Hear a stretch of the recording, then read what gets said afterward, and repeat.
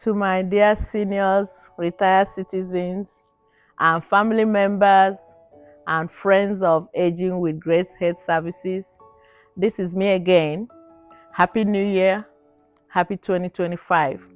And we're going to start off with the new year, looking at the next series, Step Up, Eat Smart, Let Go, Sleep Well, Lifestyle Changes for the New Year and New You. During October 1st, Independence Day of 2024, we spent some time with you all discussing the risk factors for heart disease and stroke. We spoke so much about diabetes, hypertension, and how you can generally control those problems.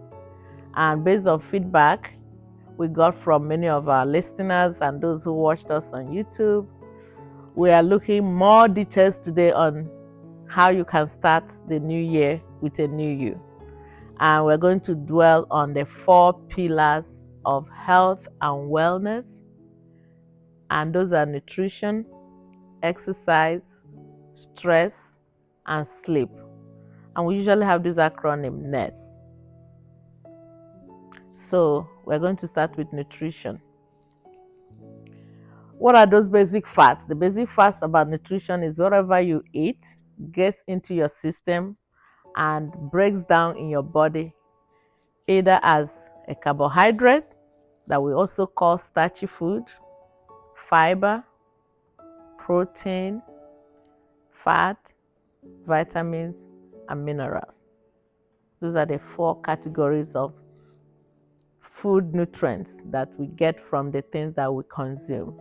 Now, looking at major different types of food that we eat and the health implication, it's good for us to know when we eat something. Is it processed food? I'm sure you have been hearing and reading of processed food or non-processed food. So we're going to start with a group called ultra processed food under one of the pillars, which is nutrition. What are ultra processed foods? They are modified, synthesized food that are designed to be highly profitable. They are very convenient. They are hyper palatable, meaning they are very tasty. I mean, when you're passing through a fast food place, you will see that aroma, you will see it's very inviting. And that's because of the food additives, the preservatives, the colorings, and the flavorings that they added to it. So those are ultra processed food. Then we have the processed food. The processed food are food that are generally, is either they are washed, they have been cleaned or milled, they have been chopped, they have been heated, pasteurized, they are blanched, they are cooked, frozen, dried, dehydrated, mixed. Anything done to them that altered their natural state, they are processed. They are often loaded with chemicals. Some of the examples of processed meat are salted meat, cured meat, fermented meat, smoked meat, anything treated with additives.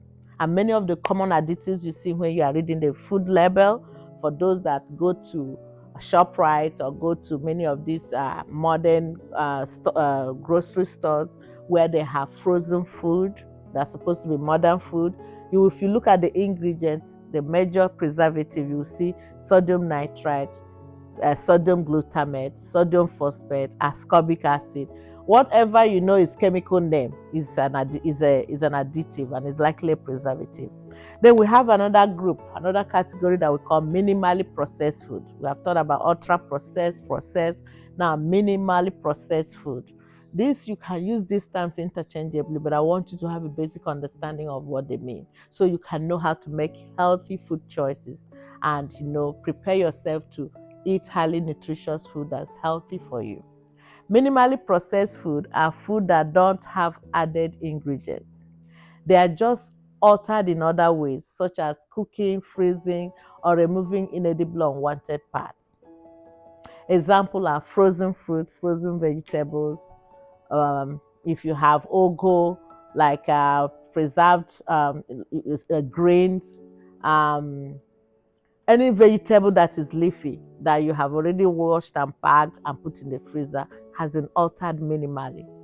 Or you cooked meat, roasted nuts, milk, and yogurt, and if you have any food, things like gbegiri, is processed from beans. It's different from the original beans. Um, you have a lot of fermented food that we use for cooking, and once you ferment them from the original thing, they're already minimally processed. Ogiri is also an example, though full of nutritious food, but it has been minimally processed, as different from the original grain from which you made the ogiri. So there's some facts you need to know about nutrition, like we presented to you during our first video. Our goal here generally, and what we present to you here, are things that are from good scientific studies. We look at many studies that have done and preliminary studies that have done. We break them down and we put them in simple way that anybody can understand it. So many of the food examples I'm going to give and other examples I'm going to give are food herbs that have gone through clinical trials or that are still undergoing clinical trials, and we're seeing some promising benefits that they can give, which we also say when you want to take them with caution, but understand that these are findings that we have already on ongoing studies, hoping that there will be interest in many of our food that are found in the eastern, western, and northern Nigeria, so we can begin to utilize food as medicine as God created it. So some clinical trials have been done with hibiscus tea that we call zobo, red beetroot, and many of them have found that it helps to reduce blood pressure.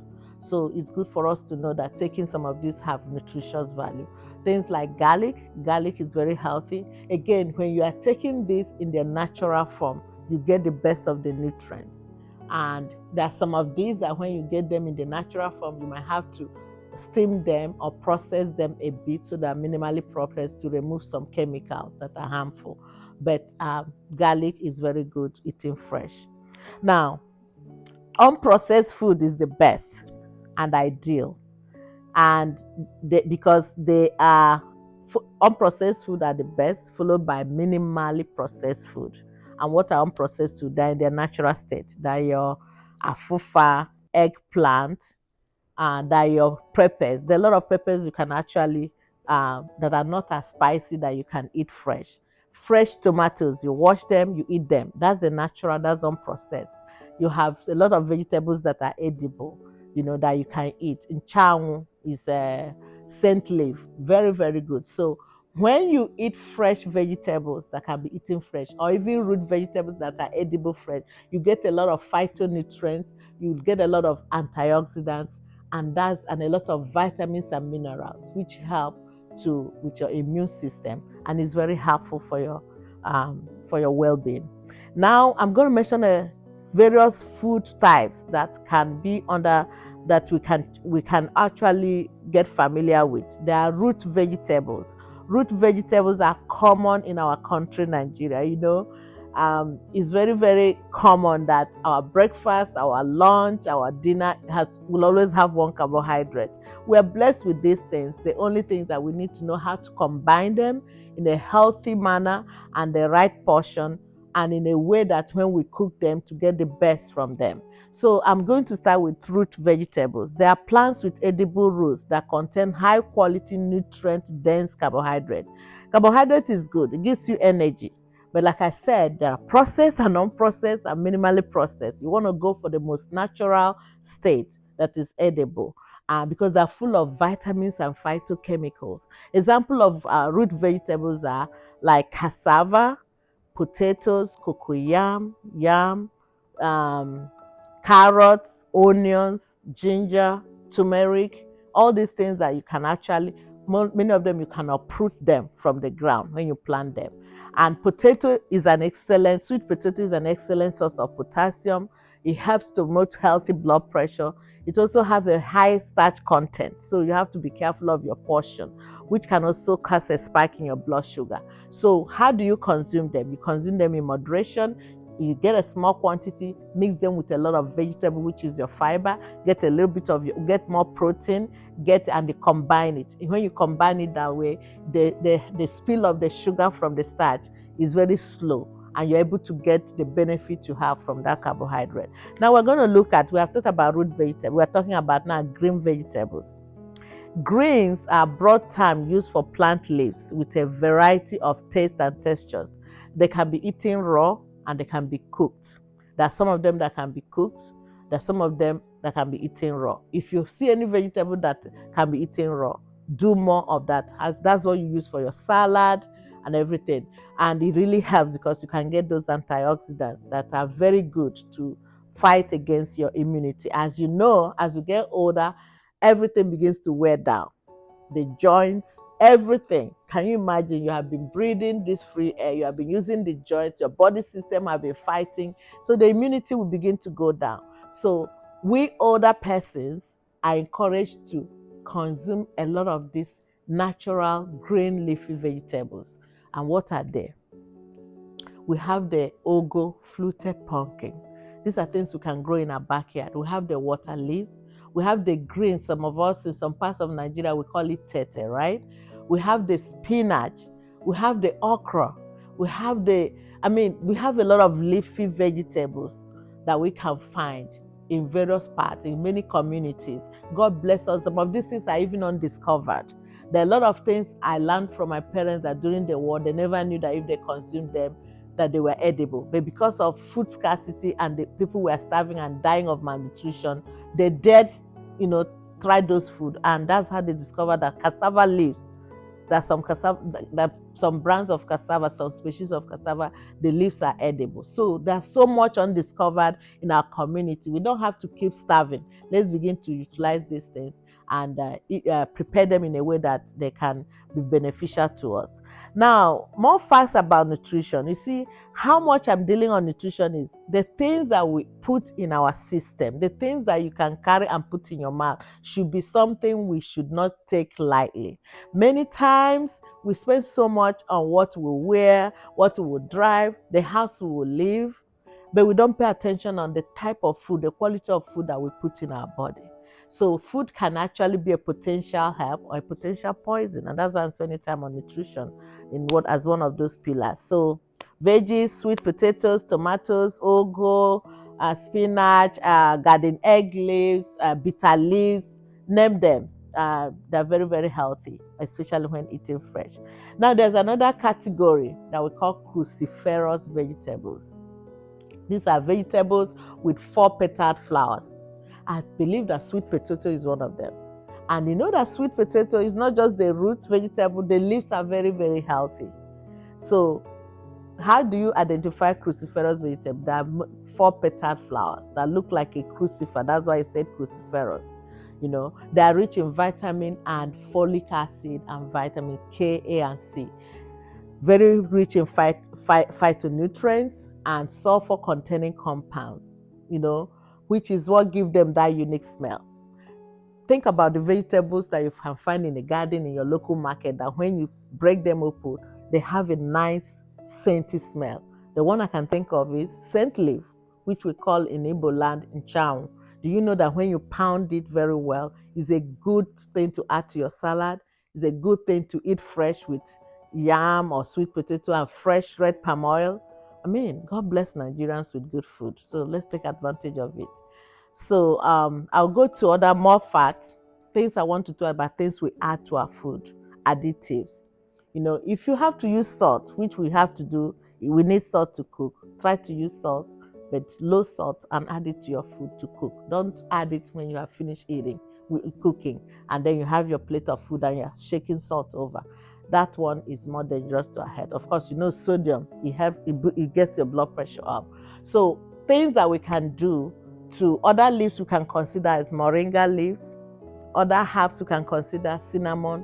When you take this unsweetened apple cider vinegar, these are natural things that we can use to combine with our food, our salad, and get the best out of it to control our health condition. I'll give you more example of dark green leafy vegetables. I thought about nchau. Another thing I remember now is fresh otazi. And for those, you can Google it and know what it is called in your dialect, but fresh otazi is very good for your blood pressure, and it can be eaten fresh. Nchau can be eaten fresh. Onugbu, bitter leaf, can be eaten fresh. Okazi, that's another leaf that can be eaten fresh. You chop it, eaten fresh.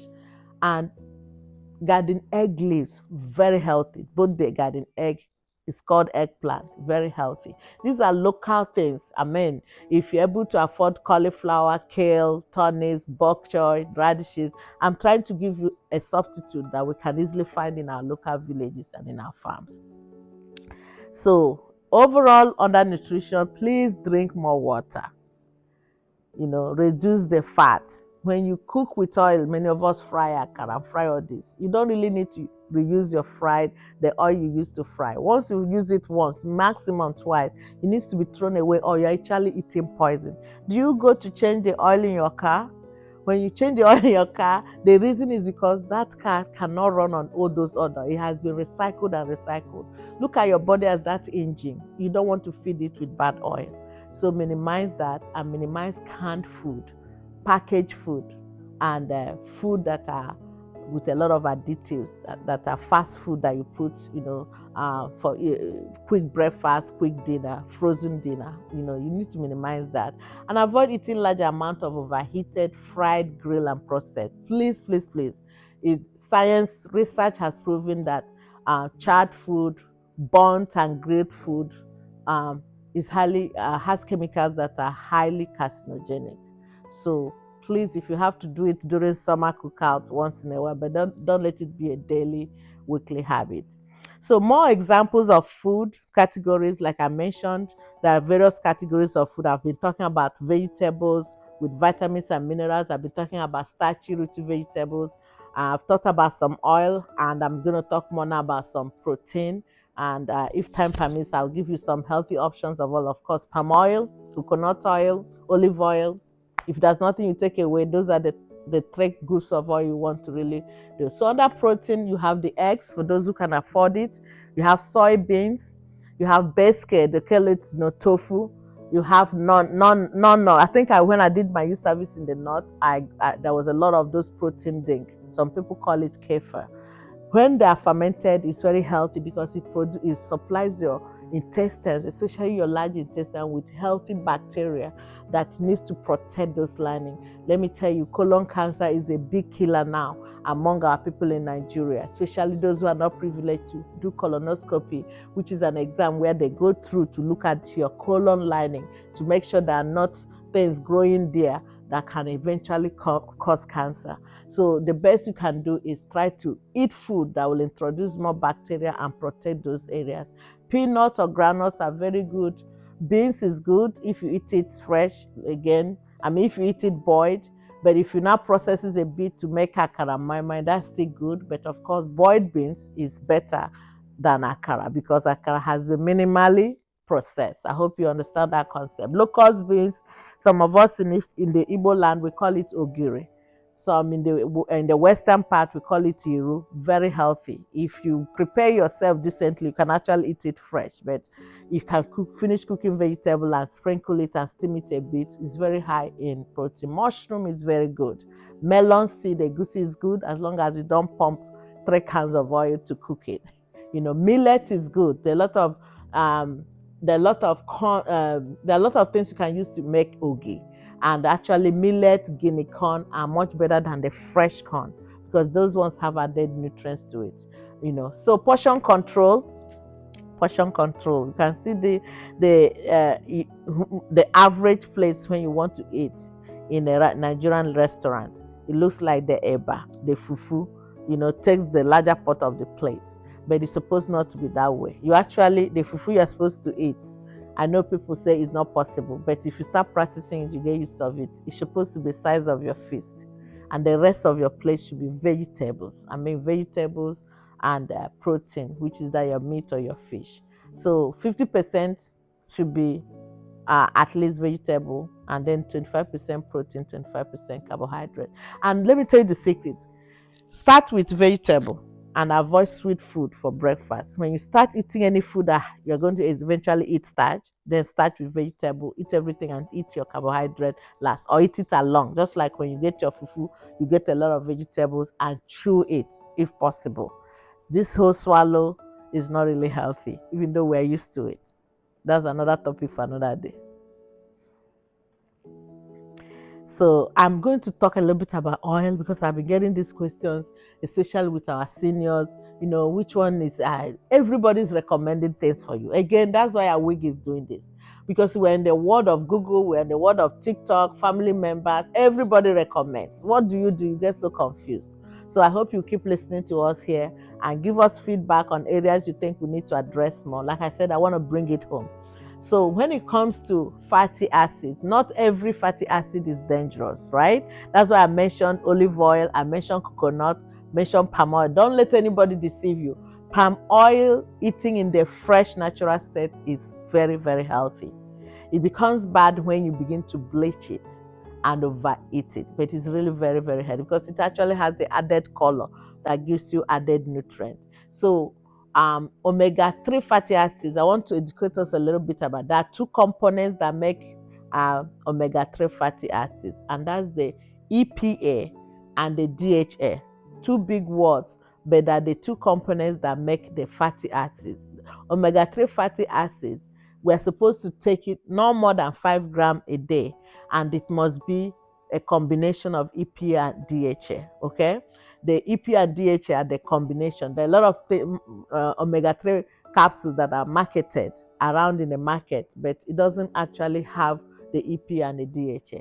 And many of these supplements, vitamins, it's better to eat the food rich in it. It's good when you are very low and they recommend those supplements. You take it as your doctor or healthcare provider prescribed it. But the thing is that when you start eating the natural source, it's preventive. You won't even get to a point where you're depleted. But at the point where you're depleted, you now need a supplement in addition to the food. Just like when your blood level, your hemoglobin or your iron is low, they tell you to take some supplements for a timeline. But it does not take away from these things. Let me give you a list of things that are very high naturally in omega-3 fatty acids.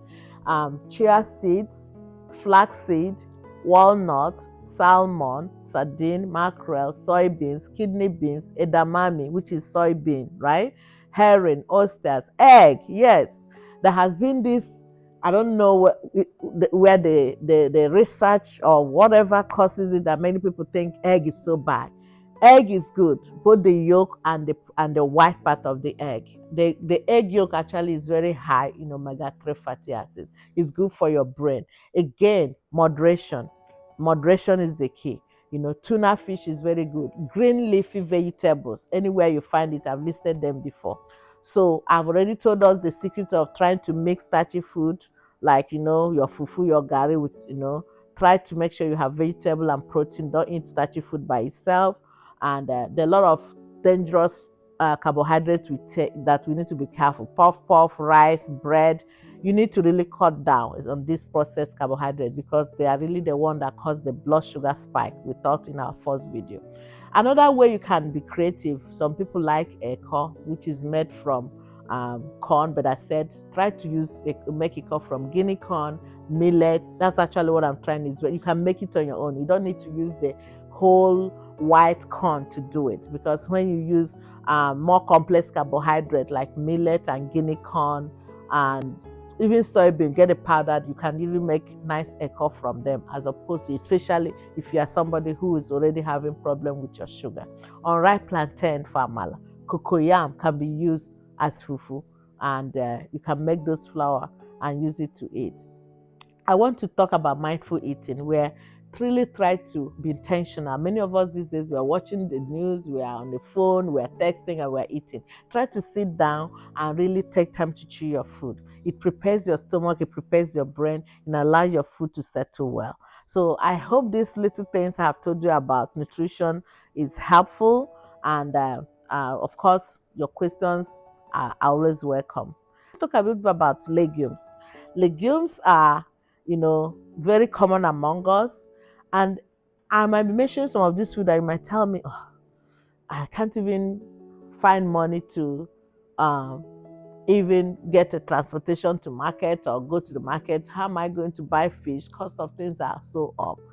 To be honest with you, I grew up in the village, and it will be embarrassing for so many to know that there are a lot of natural sources of protein that are in the village that are accessible to us, but the Western mentality is making us to get away from those things. So I'm going to list some of these things. If there are things that you can afford that are accessible, please don't feel shy. They are very high. That God created them and they are very high. If you know you can't, but these things are things I have tested some of them and are very healthy.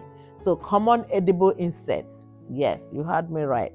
Common edible insects that are rich in protein, vitamins, amino acid, and iron and zinc. Some of them are caterpillars. We call it igu. It's different from some of them. You get them from the palm tree. Yeah, when they're going to get the front, you see them hiding in them. The termites, the crickets, the grasshoppers, the palm weevil larvae. These are very, very high nutrition. They are very, very highly nutritious. Then you have your brown grains. I've thought about some other native food that can be high in protein. For all your legumes, it's best to cook them well. Beans, please cook them very well and make sure they're cooked to their fork tender, they're really soft. Because there are some of these that have chemicals that if you don't wash them well and cook them well, it can be unhealthy to your body system. If you have to eat nuts, raw nuts and vegetables, like I said, are better than fried and roasted. You get more nutrients from them. Fermented food that can be eaten raw, very healthy. Try food from your own tribes and your own countries, from your own village. I've mentioned some I'm familiar with based on where I grew up. Jute leaves, we call it, I've forgotten what we call it, but it's called jute leaves. And then you have bitter leaves, you have garden egg leaves, you have nchangu and all those. Wash them well, blend them, you can eat them. Boil your water. There are many of us that don't have the privilege of having, sterilized water. But boil your water very well. And if you can get some lemon, some fresh lime, squeeze them, chop them, and put into the boiled water that have settled and cooled down. And to make sure that, you don't want to get guinea worm, you don't want to get roundworm, you don't want to get all these diseases that we get contract because of dirty water and dirty environment. Unripe plantain flour is very good, better than ripe plantain, because once it's unripe, once it's ripe, it's very high in sugar. Then there are certain stews and soup that we make. Processing them very well and including vegetable and protein is good. Beans and legumes, you can make them different as a way. Moi moi is very good. I'm giving you options because you don't have to swallow in the morning, swallow in the afternoon, swallow in the night. Red sorghum, guinea corn, very high in protein. Millet, you can use that for your pap, you can use that for your ogi, you have to use that for your eko, and things like that. So I said reduce fried meat and processed oil. I've mentioned good oil, palm oil, coconut oil, sesame seed oil, peanut oil, olive oil. Stick to these categories and make sure that they're not bleached. Meaning once you put them and you're ready to cook, you don't have to really bleach them because you bleach off the vitamins. Egusi and ogbono are healthy. They're really healthy fat, but make sure you use less added oil when you're cooking. Okay, I grew up, I'm Igbo, but I grew up in the West. So I call myself Igbo Yoruba. So I eat all these things. And there's something about good nutrition you need to learn. You don't need to stick to what you grew up. You need to, you need to really try out what other people eat. I eat a lot of Sierra Leonean food now. I eat a lot of food from the Philippines, things that are very healthy. God created them. You don't need to restrict yourself. So I'm just going to mention some of them, various soup we can make, because you don't have to stick to making one or two. There are a lot of soup that, if you go to the Cross River side, you go to the north, there are a lot of things that you can combine and make your food and your cooking very appetizing. That I mentioned some of these lists, begiri, egusi, sham, they are all that you can, almost 20 types of soup and vegetable soup that you can make. If you come to the eastern part, we have so many of them that you can make from all these vegetables and so you can make soup, you can make stew, and that can form your, be mindful of eating out for those who can afford it. I was home recently and trying to get some food. When I went to a restaurant or this place where the place was filled, it's like nobody's cooking anymore. Please, grandparents, My seniors, if you have time, your grandchildren come around, try to show them how to cook. That's an art we are losing. The young people are not interested in sitting down to cook. There's so much benefit in sitting down as a family and cutting the vegetables and actually cook food from the scratch. It's time consuming, but it's really healthy. It brings the family together. We don't want to lose the art of cooking, because eating fast food and food cooked once in a while is good, but it's not as healthy as the food that you take time to cook for yourself. I've seen so much. I've seen people, caterers, telling me that they add iron nails or 7-Up to make sure that they cook the tough meat. Those are things you eat when you go to restaurant. They put so much butter and fat to make the food tasty. They put potash, they put alum. These are very, very dangerous things, but they have to do that in order to cater to the high demand that they have to attend to. So please be careful of eating out. So that's about enough with nutrition. I'm going to jump into sleep, which is our second pillar of health and wellness. Short sleep duration, less than 5 or 5 to 6 hours, increases your risk for high blood pressure. So, and don't forget the young people here, because the young people that actually became old, and the young people are the ones taking care of our older seniors. So young people, 25 to 49 years of age, you are twice as likely to get high blood pressure if you sleep less than 5 hours a day. And with the time of information technology, you know that is a challenge. Look at your phone and look at how much time you spend on your phone, and make sleep a priority. Individuals who sleep less than 5 hours a night have a 3-fold increased risk of heart attack in their lifetime. There are stages of sleep. I just want to mention it here. 2 stages of sleep: the REM, which we call the rapid eye movement, and the non-rapid eye movement, which is when you are in your deep sleep phase. Have you ever woken up and felt, I slept through the night, but I don't feel refreshed? Yeah, it has to do with when you slept and how much of your sleep is a REM sleep or a non-REM sleep. So the REM sleep, both of them are beneficial, but the REM sleep helps in your mental consolidation, while your non-REM sleep helps in your physical repair and rebuilding. That is why when you wake up with an alarm clock after a few hours of sleep, you feel mentally irritable throughout the day, because you didn't get enough of REM sleep. So we talk about sleep in quantity and quality. I thought about 1 hour of sleep before midnight is equal to 4 hours of sleep after midnight. And again, it has to factor the phases and the timeline when you are getting the REM and the non-REM sleep. Less than 5 hours of sleep means that you didn't get, non-REM sleep. Your body is in a complete physical mess because you're tired throughout the day. So you want to aim at 5 to 8 hours, but start before midnight to sleep, because that's when you get the combination. So these are some of the tips for you to sleep well, and some information and facts you need to know about sleep and good quality sleep or poor quality sleep. Just 1 night of sleep loss increases very toxic substances in your body, and these substances are called tumor necrosis factor. And the more you have them in your system, the more chances you're going to have issues with your immunity and resistance to diseases, including cancer. So when we talk about disease process in the body, the underlying factor is inflammation. And when you have your inflammatory factors, which is your TNF, tumor necrosis factor, your C-reactive protein, when they keep going high, your body is going to start fighting itself, and that's why people get cancer. So I'm emphasizing, please, less than 5 hours of sleep is not healthy.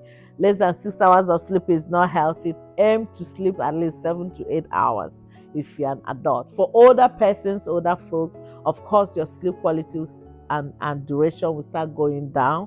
But if you get 2 hours of sleep in the day, try to rest. When you can sleep. And I'll get you for information. You don't fight it. And try to rest. There's something about rest and sleep that are very different. And we need those two components together.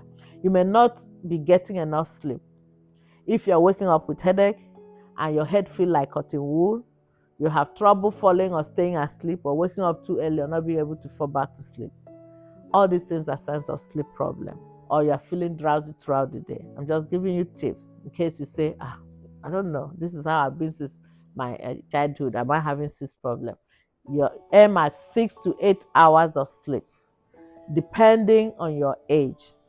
We're going to look at healthy sleep tips. What are those things that we call it sleep hygiene, things, behavioral things you can consider. I have said that we're aiming at 6 to 8 hours of sleep in 24 hours, because I understand some people work shifts, some people, like our older folks, might not even be able to get enough sleep in the night. They have to turn them, or they have to change the diaper or things like that. Aim at, sleeping during the day.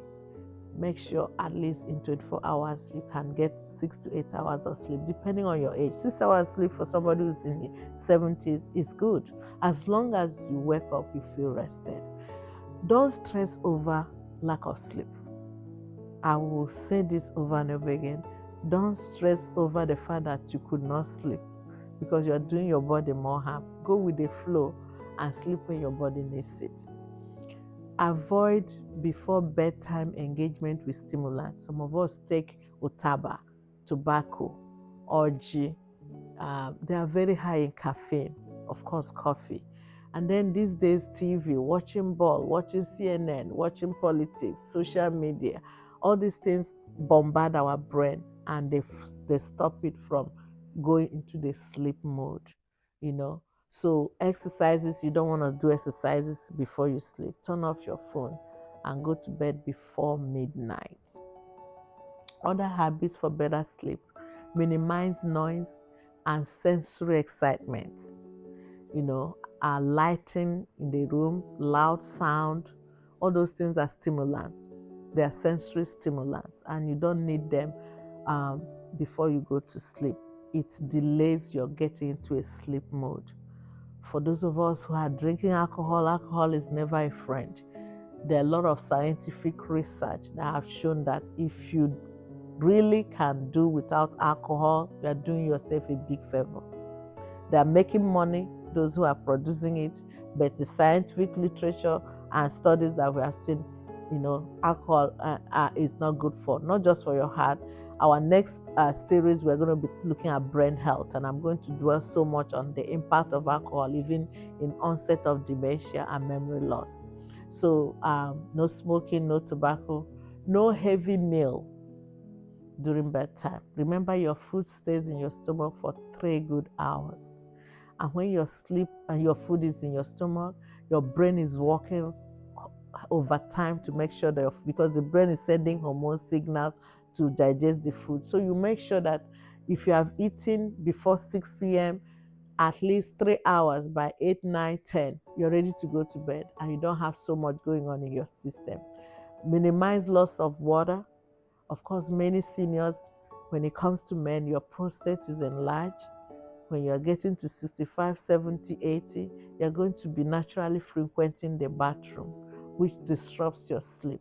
So if you minimize drinking water before you go to bed, that will actually reduce the additional going to the bathroom that you have to, because when you go to the bathroom and pee and come back, you're going to rewind again before you go to sleep.